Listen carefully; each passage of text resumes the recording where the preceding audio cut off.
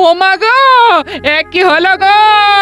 এখনো পারেননি, তবে আজ যে অপমান করেছেন তিনি আমায়, এরপরে বেঁচে থাকাই মুশকিল। কি আবোল তাবোল বলছো বলো তো তুমি? একটু জল খাবো, জল দাও না গিন্নি। সেটা ভালো করে বললেই হয়, দাঁড়াও দিচ্ছি।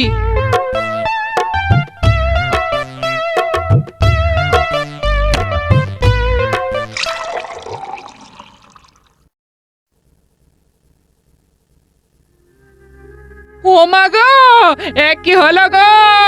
ও গো, কে কোথায় আছো গো? মানুষটা তো এক্ষুনি বসেছিল, তারপরে না না না, আমি বরং বৈদ্যকে ডেকে আনি গিয়ে।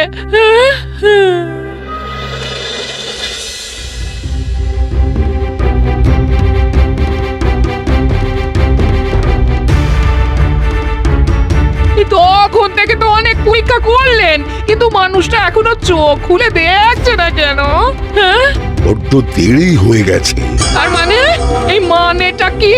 হ্যাঁ, গোপাল জগতের মায়া ত্যাগ করেছে। আমার সে কি কথা গো? ও গো, আমার কি হবে? ও দাদু, দাদু, আমাকে ওঠো না গো। ও দাদু, একবার চোখ খুলে দেখো না। ও দাদু, দাদু, দাদু গো।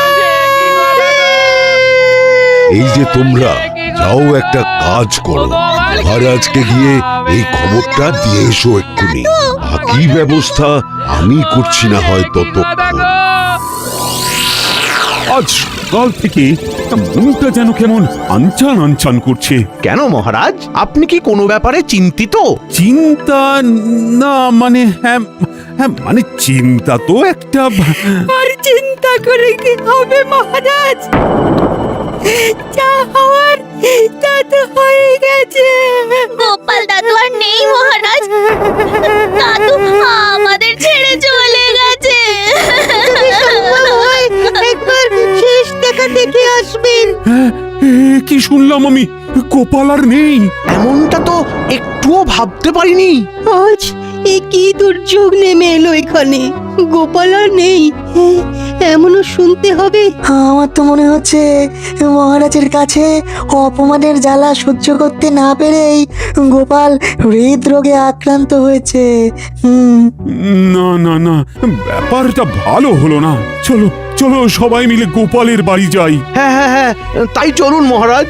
গোপাল আমাদের এতদিনের সাথী, গোপালের শেষ যাত্রায় আমরাই কাঁধ দেব না হয়।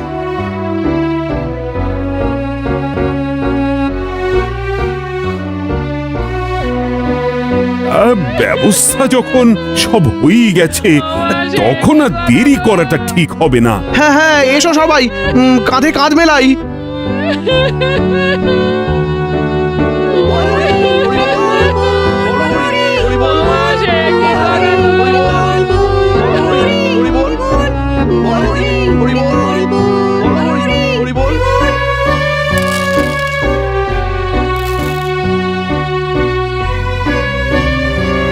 এই দৃশ্য কিনা শেষে আমাকে দেখতে হলো, কিন্তু তবু আমার খুব জানতে ইচ্ছে করছে, বাচ্চারা থলি ভর্তি মোহর অলংকার সব ছড়াতে ছড়াতে যাচ্ছে কেন?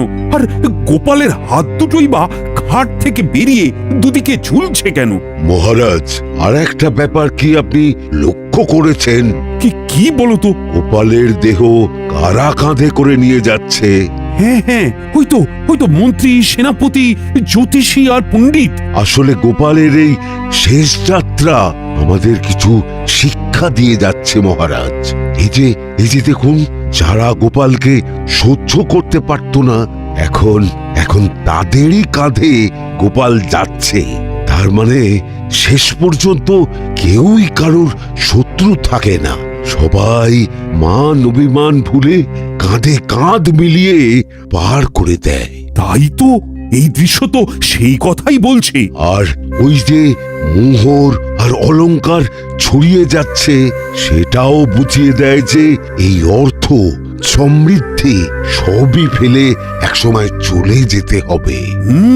কি ভীষণ সত্যি। দুটো খালি হাতও বুঝিয়ে দিচ্ছে, খালি হাতেই আমরা সংসারে এসেছিলাম, আর খালি হাতেই আমাদের যেতে হবে। এই চরম সত্যিটা আমি আগে বুঝিনি। গোপাল, গোপাল তুমি মরে গিয়ে আমাকে চরম শিক্ষা দিয়ে গেলে।